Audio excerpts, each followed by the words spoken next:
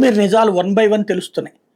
తాజాగా దొరికినటువంటి ఇంతియాజ్ అహ్మద్ చెప్పినటువంటి లెక్కల ప్రకారం అక్కడే కొండ ప్రాంతంలో వీళ్ళకి ఆహారము, తగినటువంటి ఇతర ఆయుధాలు అక్కడే చేరవేత జరిగింది.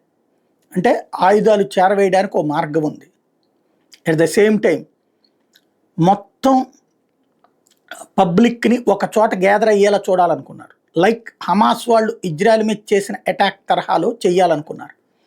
భారీగా ఆ ముందు 2-3 రోజుల పాటు కూడా పబ్లిక్ అందరినీ పహల్గాం వాస్తవంగా క్లోజ్ అయ్యి ఉన్నటువంటి పహల్గామ్కి అక్కడ కొత్తగా తెరిచారు, ఈ మధ్యన దాకా మూసేశారు, ఇప్పుడు సూపర్ ఉంటుంది, మిగతా అన్నిటికంటే అదే నెంబర్ 1 అని ప్రతి చోట చెప్పారట.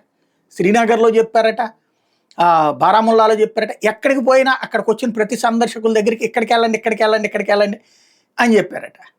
తద్వారా పబ్లిక్ అక్కడికి టర్న్ చేసే ప్రయత్నం చేశారు. అందరినీ ఆ గడ్డి మైదానంలో గ్యాదర్ అయ్యేలా చేసే ప్రయత్నం చేశారు. ఎక్కడైతే రక్షణ ఉండదో వాళ్ళు ఆ ప్రాంతానికి చేరవేసే ప్రయత్నంలో స్థానికులు అనేక మంది సహకరించారు. ఇందులో పోనీవాలాలుగా పిలువబడేటటువంటి గుర్రపు వాళ్ళ దగ్గర నుంచి, స్థానిక వ్యాపారుల దగ్గర నుంచి అనేక మంది సహకరించారు. దాదాపుగా 800 నుంచి 1000 మంది వాళ్ళకి సహకరించారు. వీళ్ళు ఇట్లాంటి పని చేస్తున్నారని మిగతా పబ్లిక్కి తెలిసి కూడా వాళ్ళు వీళ్ళనేమి ఆపలేదు, వాళ్ళతో గొడవలు వస్తాయి అన్నటువంటి ఉద్దేశంతో. కాబట్టి ఇక్కడ వాళ్ళు రక్షించే ప్రయత్నం చేశారు కొంతవరకు. అటక్కర్లేదు ఇటు వెళ్దామని, లేకపోతే ఇంకొక ఏరియా బెటర్ అని చెప్పే ప్రయత్నం చేశారు కొన్ని చోట్ల. కొంతమందికి వచ్చేటికి భాష తెలియకపోవడం వల్ల వీళ్ళు చెప్పిన టైంకి వెళ్ళలేదట.